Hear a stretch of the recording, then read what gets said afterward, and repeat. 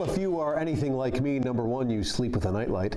But number two, you find that in an ever-changing world, it can be extremely difficult to keep up with evolving trends and social norms and patterns. So when it comes to politeness and all things proper, how do we navigate it all? Well, you ask the expert. And today we are thrilled to welcome back to the Roadshow America's trusted etiquette expert, Mr. Manners himself, Thomas Farley. Good morning. Good morning, Brendan. It's so good to see you. Welcome back. Thank you. It's always great to be here. I love the Roadshow welcome. Well, we always appreciate you being here. And it's been over a year since you've been here, and I feel it's very impolite of us that it's been that long. So thank you for making some time. I forgive you. All right, good to know. So let's get right to it here. It seems that there's always been a generation gap, but it seems today, Thomas, when we look at this and we evaluate it, especially when it comes to the language nowadays, it's always evolving. So for you, have you seen that this is the case? Absolutely. So Gen Z is the current generation. So these are the children and adults born between 1997 and 2012. So they're anywhere from 12 years old to about 26, 27 years old. Right. So younger brothers, younger sisters, nieces, nephews for many of us, and of course kids.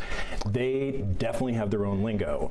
And I think a big part of it is social media allows them to spread this like wildfire in ways that previous generations couldn't. Well, there's this, and there's also this challenge if you're somewhat elderly like I am, and you think, okay, I don't want to seem like I'm trying too hard, but I also don't want to get left behind. You don't want to be that the college student who graduated from high school last year who still lingers around the school. So is there a balance here? Yes, that's right. So what's nice, each generation does, of course, have its own set of language, of slang, and that's what bonds them. That's what keeps them together.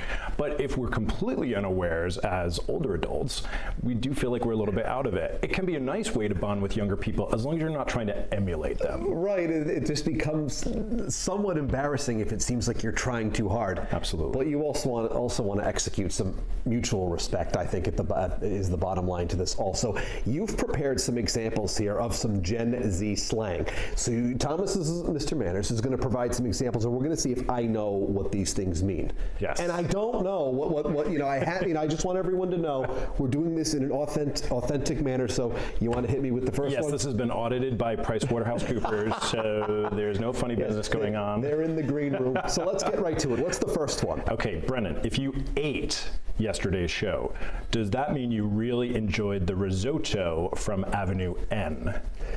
Well, first of all, I lived through yesterday's show, and it was harrowing from my perspective. But I think I know this one. I think it means you did a bad job. It was a horrible experience. So actually, the opposite. The opposite. Yes. It means you nailed it. You did so well. You ate that up. Okay. So this is a compliment if you tell someone that they ate something. Oh, because I thought if you were to I played basketball yesterday. Oh, I ate it on the court. I couldn't make a shot, but it's just the opposite. Yes, exactly. Yeah. See, and different generations will interpret even the same word differently as the generations go by. All right, I'm 0 for 1. Let's go. Yes. Okay. If you think many fans sleep on Bruce Springsteen's Nebraska album, are they using Reason to Believe to help them get to sleep? Well, I actually use several of my pieces of vinyl as pillows, but I think it means you ignore it. You don't like it. But you're very close, yes. So you're missing out on something that's really great. You're kind of skipping it when you should really give it a second look. Okay, so the second one we've invoked here is sleep on. Sleep on. For those scoring at home. All right, number 3. Yes. This is going very well, by the way. I would say you're about 1 for 2, perhaps. All right. So if you told me that you and Jerry Seinfeld played tennis last week, Audrey might say cap. That means I wore a hat while I played. I don't know this one. Cap is a lie. So if you're calling someone out on something that you know is not true, you call cap, or you just say cap. If you believe that something is really true, you would say no cap. Ah, how did we arrive at this one? Yeah. It's totally arbitrary. It came out of nowhere. The Roadshow is a great show. No cap.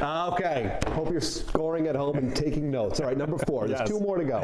If WPRI told you that this segment was going to be out of pocket, would that mean you needed to break out your own Amex Gold card? I think it would mean that I would have to pay for you to be here, which I can't Which you can't afford, for sure. So out of pocket means it went off the rails in a really bad way. So you flamed out, you did something terrible, you created a scene in a way that was negative. So several of my Hinge dates would be out of pocket. Yes. Clearly. This, by the way, comes from a pool ball popping out of the pocket and the player losing a turn. All right, that Out makes of sense. pocket. And last but not least. Yes. Okay, so Brendan, it's been nice chatting with you. Pluh. Pluh. P-L-U-H. Correct. I mean, is that something that I should have tattooed on my back? I don't know. I have no clue what this one means. Pluh is the word you use when you have absolutely nothing left to say in a conversation and you're ready to walk away. It's the final word of the conversation. Also reminds me of a Hinge date. But you know what's interesting about these, and certainly we've had some fun here, and I love that. I would think at the end of the day, as I said earlier, Thomas, if you can somehow realize, okay, the culture moves forward, can we find some kind of common respect here? Okay, I speak this way, you have your own language. Obviously, we want to, treat the English language and grammar with respect, but at the same time, slang is going to be ever evolving, isn't it? It is, and it serves a purpose, and particularly for parents, I would say, rather than trying to be your kids, ask them about these phrases, have them explain this to you. This gives you an opportunity for conversation. Don't try it in front of their friends. Oh, that's which is terrible. Really going to mortify them. Yes, and where can we learn more all about what you're doing on social media, right? Thank you. Yes, Mr. Manners, that's Mr. Spelled Out on Instagram and on X. Well, it is always a great pleasure to welcome you back to the Roadshow. I wish we had more time so I could continue to embarrass myself here, but it's all about having some fun, and it's great to see you. Likewise, Brendan. If you would like to learn more, I should say now, Pluh, about Mr. Manners, just visit our website. We've got links to him at roadshow.com. Again, that word, Pluh.